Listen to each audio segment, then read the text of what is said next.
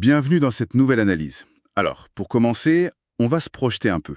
Imaginez, fin des années 70, campus de l'Université de Californie à Santa Cruz. Et c'est pas n'importe quel campus, hein. Non, clairement pas. Il est tout neuf, niché au milieu d'une forêt de séquoias.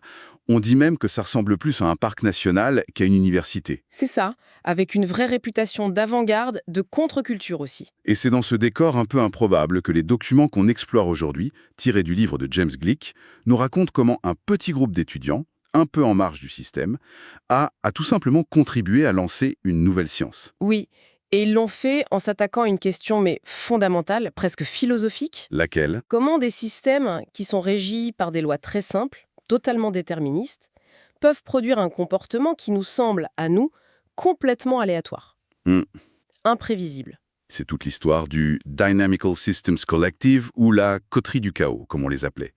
Une histoire de curiosité, de bricolage et d'une découverte qui allait changer notre vision du monde. De la météo jusqu'au battement du cœur, c'est ça? Exactement. Alors, commençons par le début. Le catalyseur de toute cette histoire, les sources mettent en avant une personne, Robert Shaw. Oui, Shaw, c'est un étudiant physique un peu atypique. Ah oui, Il est plus âgé que les autres, il a interrompu ses études, il a vécu en communauté.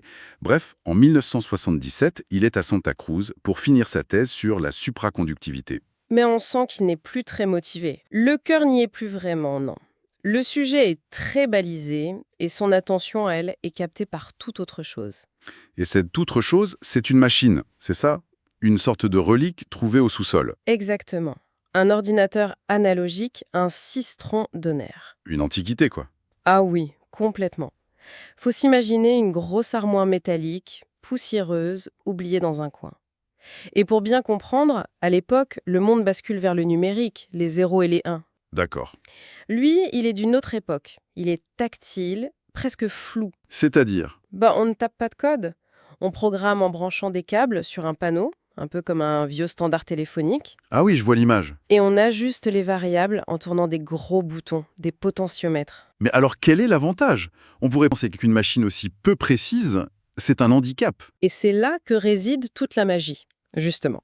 Parce que c'est analogique, on peut voir les résultats changer en temps réel sur l'écran d'un oscilloscope. Ah d'accord. On tourne un bouton qui modifie une variable et instantanément, on voit la forme à l'écran se tordre, s'étirer. C'est une exploration très intuitive, une vraie conversation avec les équations. Alors qu'un ordinateur numérique aurait juste calculé et affiché le résultat final. C'est ça. Là, on voit le processus, le devenir. Et c'est sur cette machine que tout va basculer. Grâce à l'arrivée de 3 petites équations sur un bout de papier. Oui. Un professeur de Santa Cruz, William Burke, revient d'une conférence où elle a entendu parler des travaux fascinants d'un météorologue du MIT, Edward Lorenz. Lawrence, qui a découvert, un peu par hasard, que son modèle météo très simplifié montrait une dépendance sensible aux conditions initiales, C'est-à-dire qu'une différence minuscule au départ, emmène à des prévisions radicalement différentes à long terme. le fameux effet papillon. Le fameux effet papillon. Donc, Burke rentre à Santa Cruz, il tend ce bout de papier à Robert Shaw avec les 3 équations de Lorenz et il lui demande simplement de voir à quoi ça ressemble sur sa machine. Peux-tu mettre ça sur l'ordinateur analogique? En gros. C'est exactement ça. Shaw, qui adore bricoler, se met au travail. Ça lui prend quelques heures pour brancher les bons câbles, ajuster les boutons, et puis il allume l'oscilloscope. Et là, que voit-il? La révélation. Un point vert se met à danser sur l'écran. Il ne dessine pas un simple cercle ni une spirale qui s'effondre. Non, il trace une trajectoire hypnotique. En forme de masque de hibou, c'est ça qu'on lit? Ou d'aile de papillon à 2 lobes, oui. La trajectoire tourne autour d'un lobe, puis bascule soudainement, de manière imprévisible, sur l'autre, et ainsi de suite à l'infini. Mais le plus fou, c'est qu'elle ne se répète jamais exactement. La trajectoire ne repasse jamais au même endroit. Jamais. Et pourtant, elle reste toujours confinée à l'intérieur de cette structure bien définie. C'est ça, un attracteur étrange. C'est ça. Un objet mathématique qui incarne un ordre caché au sein d'un mouvement qui semble chaotique. Shaw est littéralement hypnotisé. Il passe ses nuits à le regarder. Des nuits entières dans ce sous-sol à regarder le point vert. Il peut régler les conditions de départ, lancer la simulation, puis essayer de les régler à nouveau, aussi précisément que possible. Et il voit la nouvelle trajectoire s'écarter exponentiellement de la précédente, tout en restant sur le même attracteur. C'est à ce moment-là qu'il sait. Comme ça que le groupe s'est formé. Oui, il laissait souvent la porte de son labo ouverte, d'autres étudiants, intrigués par cette lumière verte dansante, sont venus voir. Et qui sont-ils? D'abord Doane Farmer, un Texan plein d'énergie, très volubile, une machine à idées. Puis Norman Packard, son ami d'enfance, plus réfléchi. Et enfin James Crutchfield, le plus jeune, un génie instinctif de l'informatique. Et ensemble, ils se baptisent le Dynamical Systems Collective. Voilà. Et les sources insistent beaucoup sur leur statut d'outsiders. Pas de superviseur, pas de cours sur le sujet, pas de budget. Rien de tout ça. À l'époque, le chaos, ce n'est pas une discipline. C'est une curiosité mathématique, un artefact numérique pour quelques chercheurs isolés. Donc à Santa Cruz, ils sont seuls. Complètement livrés à eux-mêmes. Leur travail est nourri uniquement par la passion. Ils récupèrent du matériel électronique destiné à la casse pour construire leurs propres ordinateurs et leurs expériences. Et leur approche était, disons, peu orthodoxe. L'anecdote la plus célèbre, c'est Doane Farmer et la roulette. Ah oui, c'est une histoire incroyable ça. Pendant plus de 10 ans, en parallèle de ses études, Farmer a mis une énergie folle à essayer de battre les casinos. Comment est? L'idée, c'était d'appliquer les lois du mouvement de Newton. En mesurant la vitesse de la bille et du cylindre, il pensait pouvoir prédire dans quel cadran la bille allait atterrir. Ce qui paraît complètement dingue. Mais est-ce que c'était juste un jeu ou est-ce qu'il y avait un lien avec leurs travaux sur le chaos? C'est la question clé. Ça peut paraître farfelu, mais ça en dit long sur leur état d'esprit. C'est-à-dire? Pour eux, ce n'était pas juste un jeu. C'était la preuve qu'on pouvait appliquer les lois de la physique partout, même dans un système conçu pour être le plus aléatoire possible. Ah oui, je vois. Le lien philosophique est direct. Exactement. Ils cherchaient l'ordre et la prévisibilité cachés sous une apparence de hasard. C'était le même moteur qui les animait devant l'attracteur de Lorentz. Donc au fond, ce qui les fascinait, c'était cette idée, presque métaphysique, qu'un système déterministe puisse générer du pur hasard. C'est ça. C'était comme créer quelque chose à partir de rien. Faut se remettre dans le contexte de leur formation.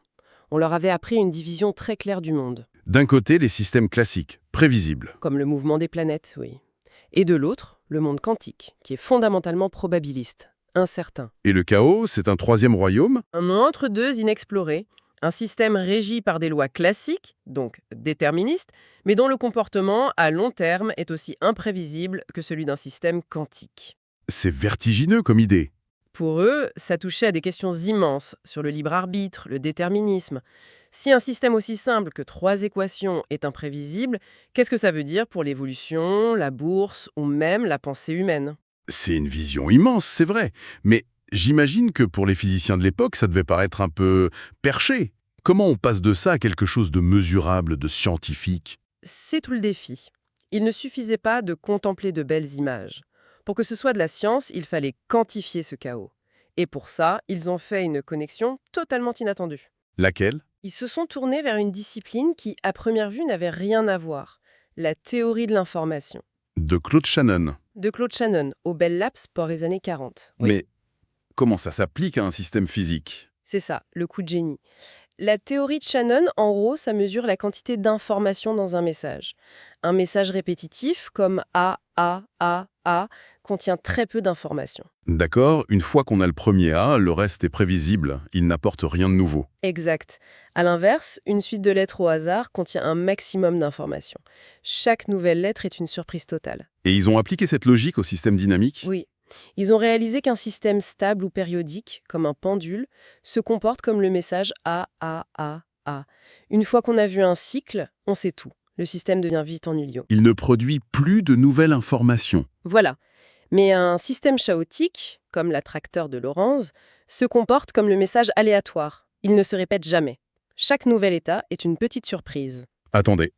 Ça, c'est un changement de perspective énorme. On ne dit plus seulement que le chaos est imprévisible, on dit qu'il crée de l'information. Il fabrique de la nouveauté, de l'information, en continu, à partir de lois très simples. C'est un point absolument central. Mais c'est encore abstrait. Ils avaient besoin de connecter ça au monde réel. Et c'est là qu'intervient le fameux robinet qui goûte. L'expérience emblématique de Robert Shaw. Un exemple parfait de leur esprit bricoleur. Le dispositif est d'une simplicité désarmante. Un simple robinet, un seau. Et juste en dessous du robinet, un faisceau lumineux est pointé vers une photodiode. Chaque goutte qui tombe coupe le faisceau. Et un petit ordinateur, qu'ils ont bien sûr assemblé au même, enregistre l'instant précis de chaque coupure. donc, au final, on obtient quoi? Une simple série de chiffres? Oui, les intervalles de temps entre chaque goutte. Par exemple, 152 millisecondes, puis 148, puis 155, etc. D'accord. Mais qu'est-ce qu'on peut en faire? Comment on y voit une structure? C'est toute la question. Si le goutte-à-goutte est régulier, on a toujours le même chiffre. Si c'est aléatoire, on a une suite sans aucun lien. Mais quand on ajuste le débit, on entre dans un régime chaotique. Et pour voir l'ordre caché là-dedans, Shaw a eu une idée brillante. C'était quoi son astuce? Au lieu de juste regarder la liste de chiffres, il a créé un graphique. Sur l'axe horizontal, il met la durée d'un intervalle, disons entre la goutte 1 et la 2. D'accord. Et sur l'axe vertical, il met la durée de l'intervalle suivant, entre la goutte 2 et la 3.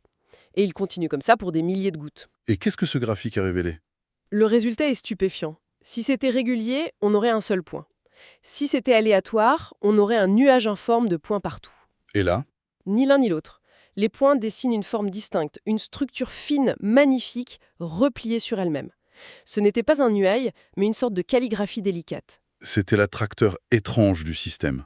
Révélé non pas à partir d'équations, mais à partir de mesures expérimentales du monde réel. C'est incroyable. Ils ont donc prouvé qu'on pouvait extraire la géométrie cachée du chaos directement à partir des données. C'est une contribution majeure. Cette technique, la reconstruction de l'espace des phases, est devenue un outil fondamental.